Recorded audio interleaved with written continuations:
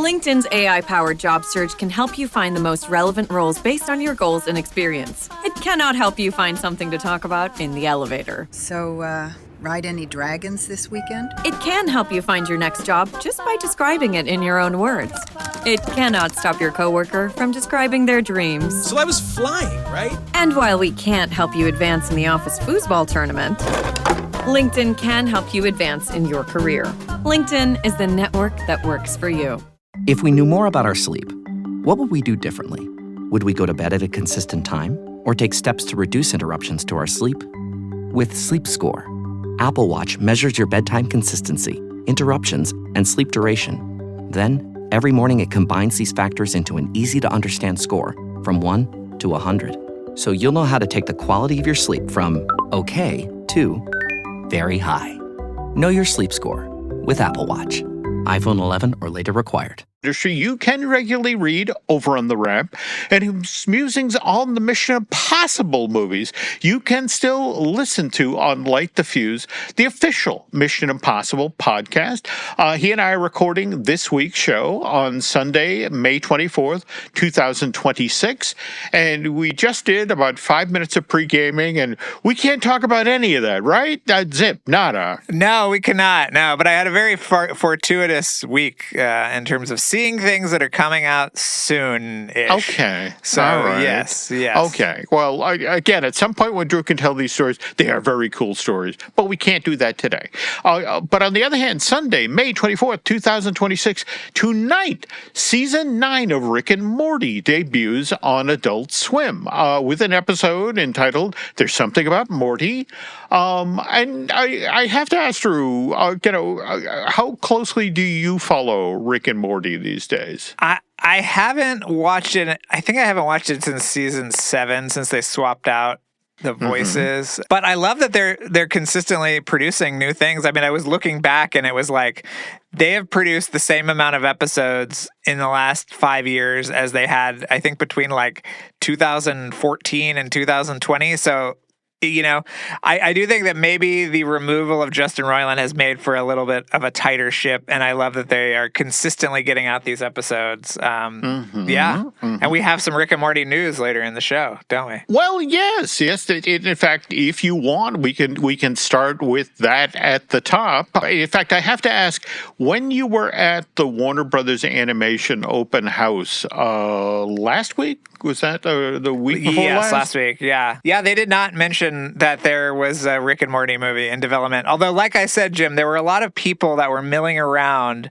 that perhaps came from projects that had yet to be announced, which we will talk about another one of those projects later on as well. But yeah, there was no mention of it. So I found the news surprising. I mean, I'm happy that they are working on a movie, but yeah, did not hear about it there. Yeah, and what's interesting is they kind of inferred, well, first of all, this is a standalone. This is not going to tie into anything that's going on with the show.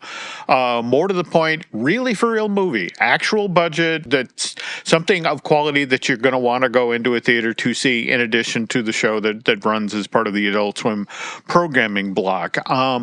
We don't necessarily have any idea on a release date on this thing. We don't know a year out, 2 out, that sort of thing. I would say the earliest it would be out is 2029, if I had to guess, just based on their schedule. But yeah. Okay. Now, speaking of cool things that Drew gets to do with his gig at the Wrap, earlier this week you were at Disneyland for a media event where you got to try the new version of Smuggler's Run, the Mandalorian Grogu version, right? That's right. It was a cool kids summer, I think. Is that what it's called? The promotional? There we go. That's it. Yeah. That's it exactly. Yeah. So it was like, it was Mandalorian Smuggler's Run. It was the scavenger hunt on Tom Sawyer Island. It was Bluey. And then I got to talk to Tom Fitzgerald about Soarin', but it was not open for us. So I will come back and see that in a few weeks. I wanted to talk about that because that opened this past Friday at Epcot, but it's not supposed to open in Anaheim till July 2nd. Is that correct? Yeah, it was kind of interesting that there were two press events going on at the same time for the same stuff. But, they got to see the Muppets perform, but we got to talk to Tom Fitzgerald. So you tell me who got the better end of the deal. But, yeah. All right. Speaking of which, though, as part of this event, you got to see Bluey's Best Day Ever, the crazily popular stage show at the park. And I don't know if you've been following the news at all out of Florida that on the heels of this, how crazy popular Bluey's Best Day Ever is. I guess, what is it? The Bluey's Wild World thing they're doing into Animal Kingdom. You need a reservation. You have to get into a virtual queue. You cannot literally. Wow. Yeah, they are not allowing guests to. In fact, there will be no standby. If you want to get over and hang out with Bluey and Bingo, you got to hop on the app and grab a reservation. Wow. Did you get a sense at all of why this thing is as popular as it is out west? No, I mean, I thought it was cute, and I like seeing the kids dancing down front, and it's a great use of the Fantasyland Theater. Really, the Videopolis Theater, Jim. Let's call it what it is in my heart. But yeah, I mean, there's a lot of activity at the parks this summer, and I was impressed by the amount of stuff that there is to do and to see, and I really loved Smuggler's Run, and I loved the Mandalorian and Grogu tie-in. So yeah. Okay. Now, pivoting now to the West Coast Disney parks and animation-related stuff. I don't know if you saw any of the photos that have been posted in regard to the redo of the animation courtyard, which it looks beautiful. It looks like the place that is down the street from my apartment. So that was really nice. I love Jim Schul saying, "Enjoy the statues while they last. They'll be gone in 6 weeks." Well, he's a realist. It's sad but true. What I was kind of intrigued by, and again, given that this is just up the street from you, I mean, what's interesting about what they've done in the animation courtyard there at Disney's Hollywood Studios is it's really sort of a melding of the what is it? The Roy E. Disney building, the animation complex, and the campus-like feel of the main studio lot. Yeah, you're right. There is an interesting mixture of that because it's got kind of the kind of low slung gates from that entrance off of Alameda, but then it also has the architecture of the Robert Stern animation building, which was inspired by, Jim, of course, we all know, the Euro Disney Preview Center, which I always love. That design kind of moved over to the animation building. But it looks really good. It looks really nice. I can't wait to get in there and see what's going on. No, it's the same thing. Now, mind you, want to stress that the actual Magic of Disney animation attraction, I mean, the courtyard is open. What Disney is willing to say at this point is that the attraction, the one with the animatronic Olaf, for example, leading the drawing class, that's not coming online till late summer 2026. And by the way, it's segueing smoothly into an ad here. If you are thinking of going to Florida to check out this stuff later this summer, you should check out unlockmagic.com. That's the go-to place for some of the best deals in regards to theme park tickets.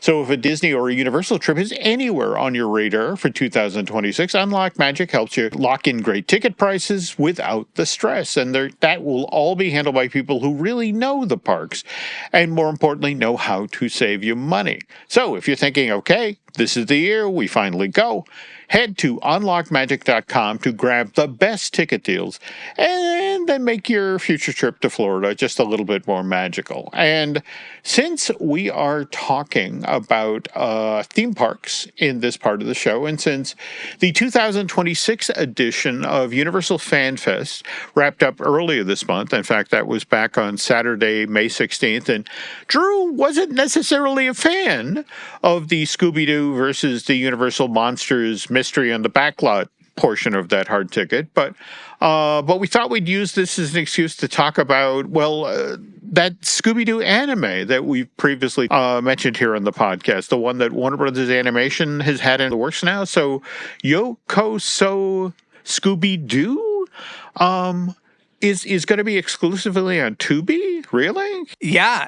I've seen a little sizzle for this, and it looks really cute. It's like them kind of going up against yokai monsters in Japan, and Scooby-Doo has a cousin or something that looks a lot like Nova. So I love that. And yeah, I mean, this is, Jim, this is the Warner Brothers Animation kind of model now. That they're not beholden to HBO Max or Cartoon Network, that they can produce and sell shows to a number of markets.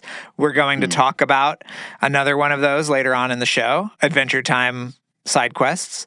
So I like that they can go anywhere they want. It's nice.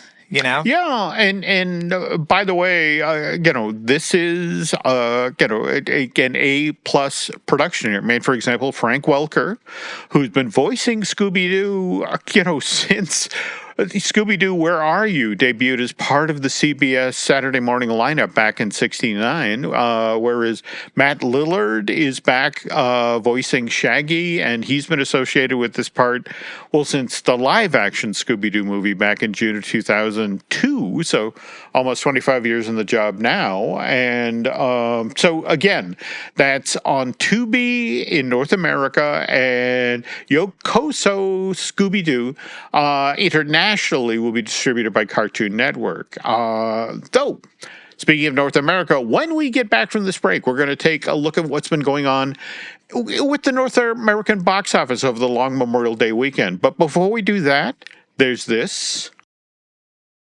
This episode is brought to you by Weight Loss by Hims. So let me guess, these days you're not exactly thrilled with what you're seeing in the mirror. Well, join the club. Those extra pounds do tend to creep on as the years slide by. But that said, these days you can actually do something about that. Those extra pounds, I mean. Like, for example, Weight Loss by Hims, which is a great way to lose weight and then keep it off. Hims is a simple, personalized approach to weight loss. They'll connect you with a licensed provider who's 100% online, not to mention a care team that'll support you every step of the way. Better yet, Hims gets you access to a range of FDA GLP-1 medications, including the Wegovy pill and the Wegovy pen. If prescribed, your medication is delivered to your door, no insurance necessary. So are you ready to reach your goals? Visit hims.com/tune to get a personalized, affordable plan that gets you. That's HIMS.com/TOON. hims.com/tune. Weight Loss by Hims is not available in all 50 states. Wegovy is the registered trademark of Novo Nordisk AS. To get started and learn more, including important safety information, Wegovy clinical study information, and restrictions, visit hims.com. We thank them for sponsoring today's show. This episode is brought to you by Redfin. You're listening to a podcast, which means you're probably multitasking. Maybe even scrolling home listings on Redfin, saving homes without expecting to get them. But Redfin isn't just built for endless browsing. It's built to help you find and own a home. With agents who close twice as many deals, when you find the one, you've got a real shot at getting it. Get started at redfin.com. Own the dream. Zootopia 2 has come home to Disney+. Let's go! Get ready for a new case. We're gonna crack this case and prove we're the greatest partners of all time! New friends. You are... Gary the Snake. And your last name? The Snake. Dream Team. New habitats. Zootopia has a secret reptile population. You can watch the record-breaking phenomenon at home. You're clearly working it. Zootopia 2, now available on Disney+, rated PG. which we mentioned earlier on in today's show, just wrapped up on the West Coast at Universal Studios Hollywood back on May 16th.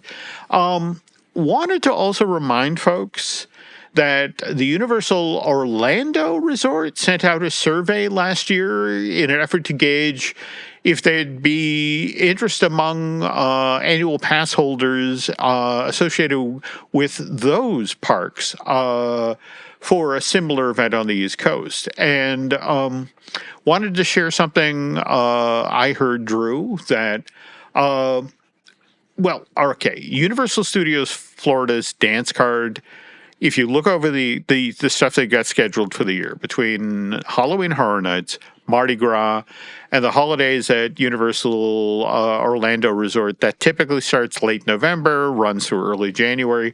That theme park is perceived by management down in Florida as full, which is why when they talk about doing a Fan Fest event, they're actually looking at Islands of Adventure. They have 2 giant theaters at that park right now, the Toon Lagoon Amphitheater and where the old 8th Voyage of Sinbad stunt show was located, available. So the notion is, we have space where we could stage stuff.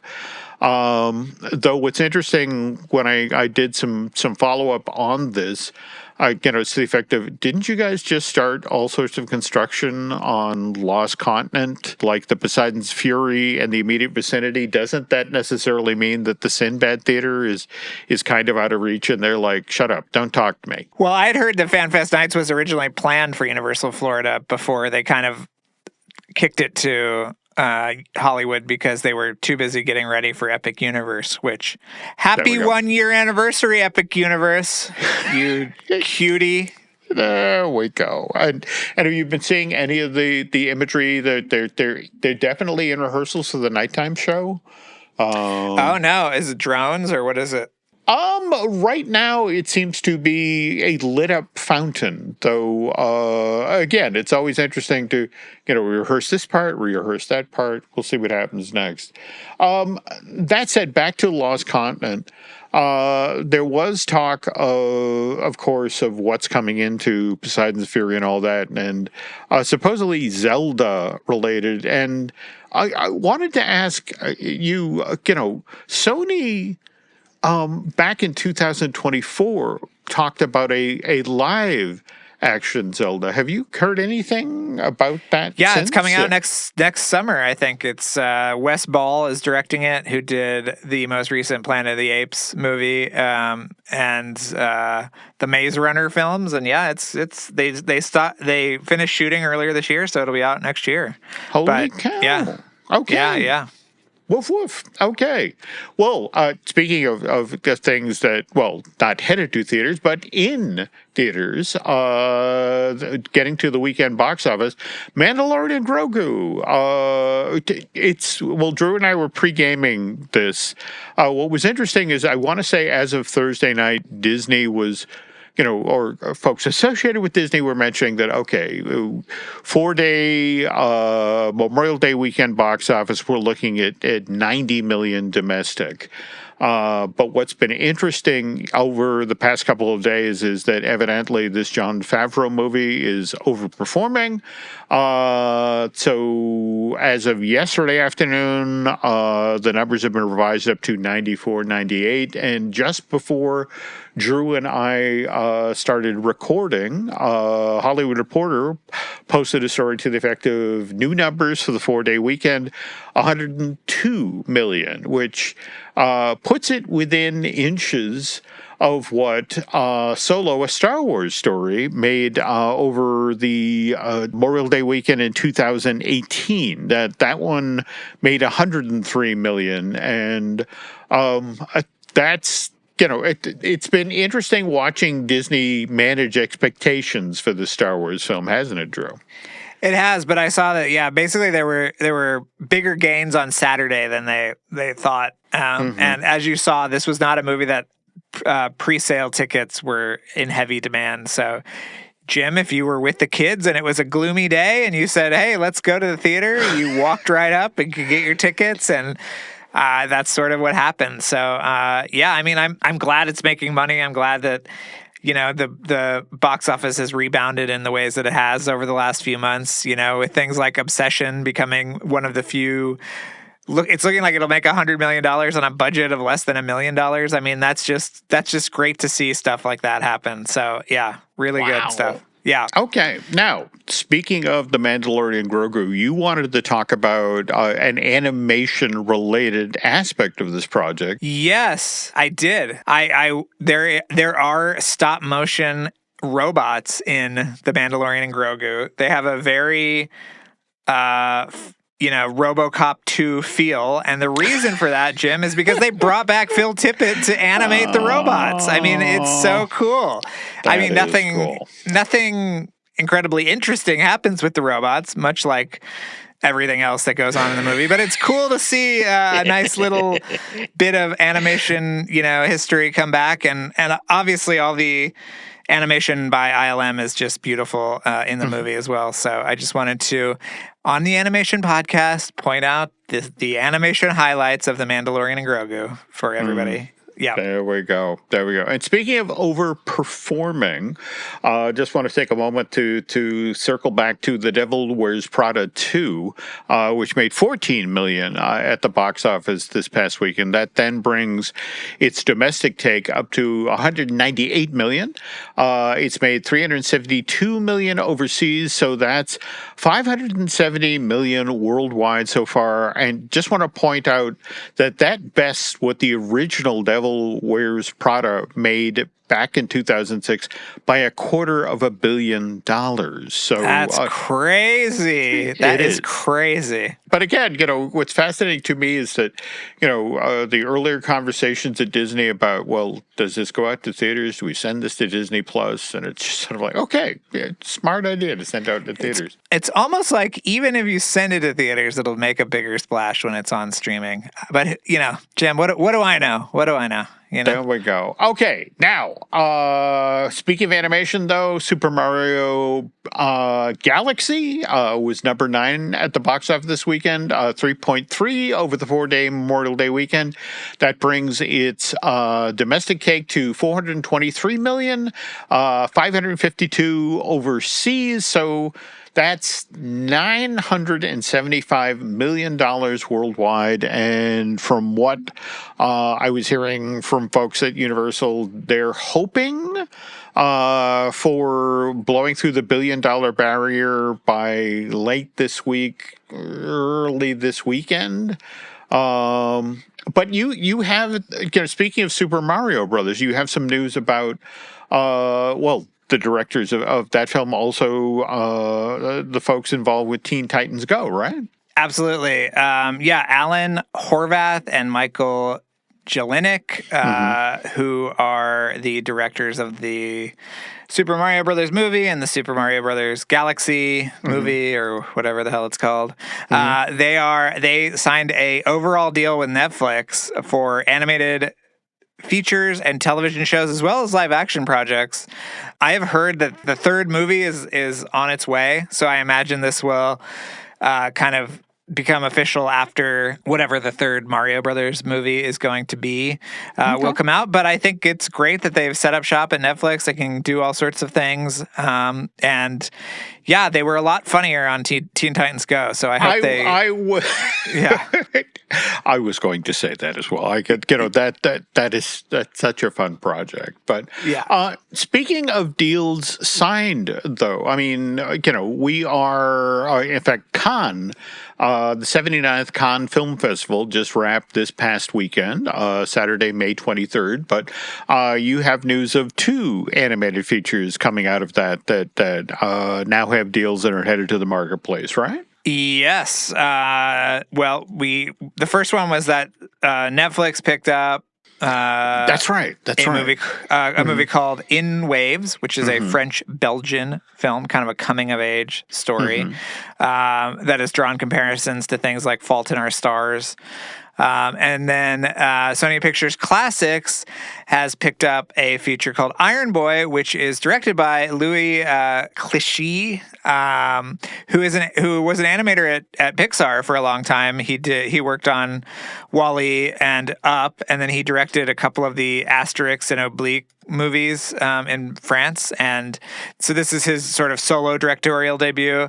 It's kind of a hand-drawn 2D movie about it sort of follows a kind of autobiographical story of a young boy living in France.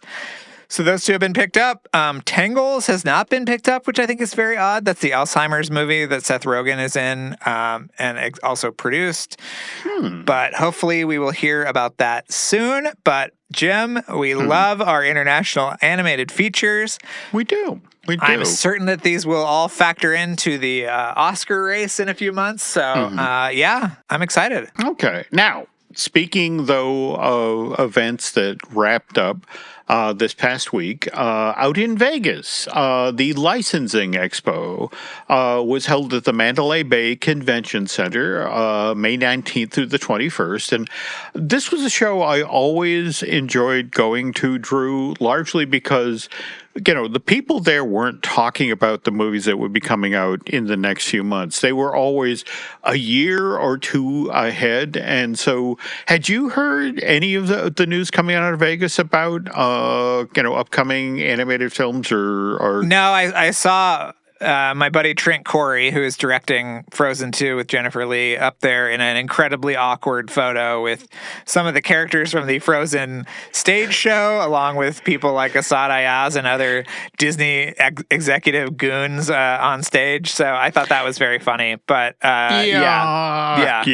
I mean, that's a kind of the show that this is. You're there talking about things that if you have footage to show, it's always, here's a storyboard, or here's a character turnaround. We have no finished animation, or they say something like Olaf wears a hat in this one. And they get people excited about that. Yeah. Well, Drew's not wrong here. I mean, I remember when Frozen 2 was in the works, or for that matter, what was it? Frozen Ever After, the little theatrical short, where Lasseter showed up at the licensing show and was like, "Anna and Elsa have new dresses." This was a very big deal. So, but evidently, what got talked up in Vegas this past week was Pixar's Gato, which again, that's actually by licensing show terms, just around the corner. That's March of 2027. Also, evidently, a lot of talk about Star Wars Starfighter, the Ryan Gosling film. That's coming out May 28th of next year. And then sort of pivoting to the photo that Drew was just talking about, Frozen 3 is still on track for November of next year. And Incredibles 3, that's June of 2028. But evidently the folks on stage for Disney also went on a 3 spree. They talked up Monsters, Inc. 3, Hocus Pocus 3, and Zootopia 3, which that's kind of surprising. But the other aspect of this event, Drew, that got a lot of play during the Disney presentation was Mickey's centennial celebration. Yeah, I saw that. Yeah, which is coming up in 2028. And, what's kind of interesting about that is that in-house at Disney, there is just a belief that the pandemic tripped up both Walt Disney World's 50th anniversary celebration in 2021 and to a lesser extent the company's centennial celebration in 2023. So they are evidently determined to make this Mickey's centennial celebration deliver in a way that those two global events didn't. But what's fascinating, at least in-house, is the way they talk about this, because it's like, look, you have to figure out how to thread the needle that, yes, Mickey, the character is 100 years old, but Mickey is forever young. So, it's just that, so how do you celebrate the centennial without necessarily, talking about how old this character is? And, and especially given that there are other characters out there that are just as popular in other parts of the world that are younger. I mean, for example, Hello Kitty. She debuted back in 1974 and somehow has stayed 8 years old this entire time. But do you know that she's a human child in a kitty outfit, Jim? Did you know that? Oh, you're kidding me. Really? She's not an actual cat. Yeah. This whole time? Some of the other characters are animals, but she is not. This is one of the many things they are working on when making this movie, Jim, that we're going to talk about now. Well, now, speaking of which, yes, please, because you've got friends working on this one, right?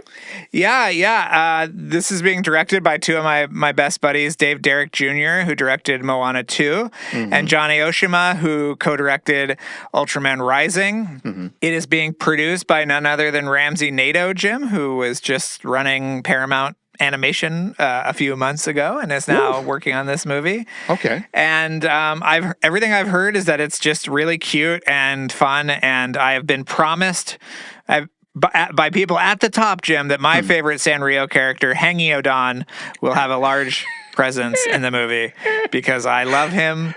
I think he is the best, and I am just very excited to see him in a big feature film. So, yes. Do you know Hangyodan, Jim? This isn't the penguin, right? No. This is the kind of creature from the Black Lagoon type character. Oh, no. His name actually translates into merman. He was introduced in 1984, and he has a very 80s Japanese look to him. And I love him to death, and he is just a little rascal, and he's going to be in the movie. So, there you go. That is confirmed. Yes. That is so cool. All right. Yeah. Well, again, we've all learned something here today. That Hello Kitty is a girl in a cat outfit. I did not know this. She's British too, apparently, which is even more interesting. Anyway. Okay. I'm blowing Jim's mind in real time. I love it. All right. Yeah. There we go. All right. Well, I need to step away and collect myself here, folks. So let's do a quick commercial break, and then we'll come back. This episode is brought to you by State Farm. You know those friends who support your preference for podcasts over music on road trips? That's the energy State Farm brings to insurance. With over 19,000 local agents, they help you find the coverage that fits your needs, so you can spend less time worrying about insurance and more time enjoying the ride. Download the State Farm app or go online at statefarm.com. Like a good neighbor, State Farm is there. Tomorrow morning is knocking. Stock your fridge now. How about a creamy mocha frappuccino drink? Or a sweet vanilla? Smooth caramel, maybe? Or a white chocolate mocha? Whichever you choose, delicious coffee awaits. Find Starbucks Frappuccino drinks wherever you buy your groceries. And we're back. Okay, so we were just talking about Drew's friends who were working on the Hello Kitty movie. And again, British girl in a cat outfit. Go figure. But Drew has other friends who work in animation. In fact, I love your stories about Pendleton Ward. And was it primary school or junior high where he drew? It was middle school, when he wore a shirt to the first day of class that said if I knew the answer, I'd be teaching the class. Oh no. Which is just the most Penn story. And every time I tell it, he says, I don't remember that. But whatever.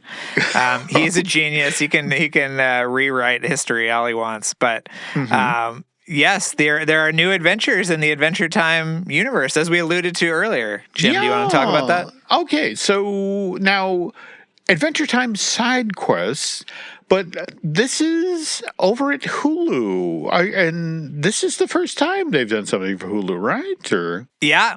I think the last spinoff was Fiona and Cake, which was on HBO Max and Cartoon Network. But again, Jim, this is Warner Brother Animation just being able to spread their wings and go wherever they want. And I'm really excited about this. It looks fun. They haven't released any kind of imagery yet, but I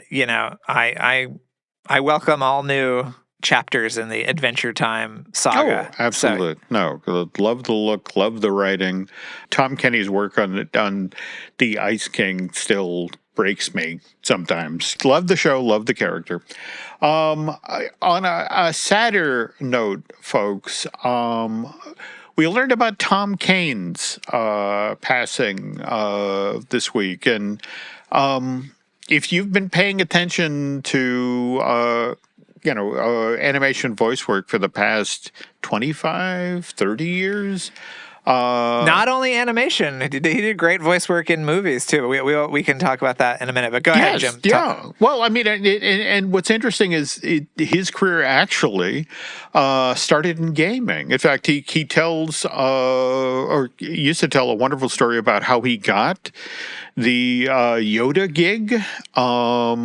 He was, I guess, doing voices for LucasArts for the games and was just goofing around, during the session and doing his Yoda.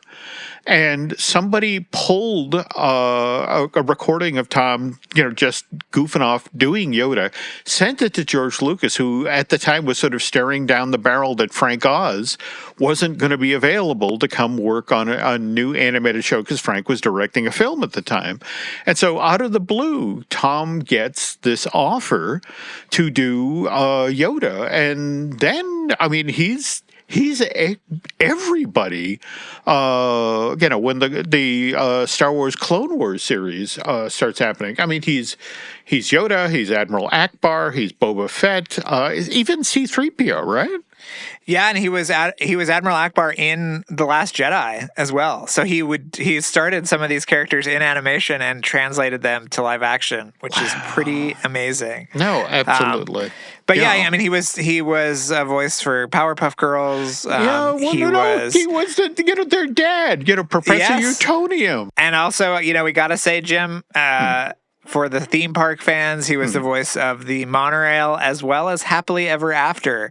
Yeah. So, this is a big loss, and he was only 64. Yeah. As we were just talking about Frank Welker, he could have been doing this stuff until he was 110. So, and it just, I mean, for me, it's just Tom was everywhere. I mean, for example, in fact, it's kind of ironic because on Archer, he was Woodhouse, the Archer's valet manservant, but he took on the role after George Coe passed away. But I mean, he was Harriman in Foster's Home for Imaginary Friends. He was Monkey Fist on Kim Possible, and which is why, I mean, virtually every year I went to San Diego Comic-Con, I ended up sitting down with Tom and talking about whatever project he was working on at that time, and he was always so sweet and always had the greatest stories, but at the same time, he was also really terrific about being supportive and encouraging for folks who were just entering voice acting. I mean, more often than not, we'd be talking, doing an interview, and somebody would come up and he'd have 5 minutes for that person and give them advice and send them on their way, and just a sweet, sweet, sweet guy, and who sadly was felled by a stroke back in, 2021? Just one of these nightmare, a guy who makes his living doing voice work comes out of this stroke and, can't speak, can't write. And it's just one of these horrifying stories. And he sadly passed away in a hospital, I want to say, in Kansas City this past week due to complications related to that stroke, and leaving behind his wife, Cindy, who he'd been married to since 1982, and 9 children, 6 of which he and Cindy had come into their lives through fostering and adoption. And we still have all of Tom's work, and that's wonderful stuff. And it's just, but at the same time, it's a sad end to the story. And Drew and I offer our sincerest condolences to Tom's extended family and circle of friends, and just want to put this out there. There's not going to be a celebration of life in LA or elsewhere. Per Tom's own wishes, there were just a private family-only service, and but anyway, our thoughts are kind thoughts in that direction. But anyway, earlier on in today's show, we talked about Star Wars Starfighter, the Ryan Gosling movie, coming out next June. And we were also talking about the licensing show in Vegas. And what was interesting is, on the heels of Project Hail Mary, which, by the way, now is sitting at $670 million in ticket sales worldwide. I was telling Drew what was funny about the folks at Disney. They were like, yeah, Mandalorian Grogu, it'll do fine. Don't worry about it. But next year, oh my God, Star Wars Starfighter, they were talking up to the folks in Vegas this is Star Wars Top Gun, that it is virtually guaranteed to be the blockbuster for the summer of 2027. And speaking of Top Gun, if you want to learn more about the films of Tom Cruise, you need to go check out Light the Fuse, the official Mission Impossible podcast. Drew and his co-host, Charles Hood, they recorded nearly 300 episodes of Light the Fuse. And in fact, I want to say, wasn't it this past week? Was it the 30th anniversary of the first Mission Impossible movie? Yes, we have so many anniversaries this year, Jim. It's the 30th of Mission Impossible, the first one, which, still a masterpiece. It is the 20th of Mission Impossible 3, I believe. And then it is the 15th, I want to say, for Ghost Protocol. So we have a big year of anniversaries. And I tell you, if you want to learn anything about any of those movies, you can learn not only anything, Jim, you can learn everything about those movies by listening to Light the Fuse. They're all still available. And maybe more to come. We'll see, Jim. But that's great. What we got right now is what we got. Yeah. Okay. All right. Yeah. That makes me very happy to even have you hinted that. And speaking of podcasts, we got some shows here at Jim Hill Media that you might enjoy. Disney Dish with Len Testa, the Epic Universal podcast. I do that with Eric Hersey, who produces a lot of the shows here. Likewise, I Want That Too. That's our Disney merch podcast I do with Eric's lovely bride, Lauren. And our newest show, The Case For with Chris Cox. Also, this coming Sunday, May 31st, you'll be able to hear, if you subscribe to our Disney Unpacked, a brand new show about the Disney castles that Mr. Testa, veteran Imagineer Jim Schull, and I just recorded. And speaking of Mr. Schull, we're hard at work on a new episode of Disney Unpacked that will debut next month, June, which will take a look back at the creation of A Small World. And let's see, as we close up shop here, again, want to thank Eric Hersey as well as David Gray for the great job they do when it comes to the editing and physical production of this podcast. Also, want to remind you that you can still pre-order Drew's next book, The Art of Wildwood, which will hit store shelves on October 6th of this year, and that's out ahead of the latest masterpiece by Laika. The stop-motion movie arrives in theaters on October 23rd and will come to us via Fathom Entertainment. All right. Quick favor to ask before we head out today. If you could head over to Apple Podcasts and rate and review, well, not just this show, Fine Tuning, but also Light the Fuse, that would be helpful.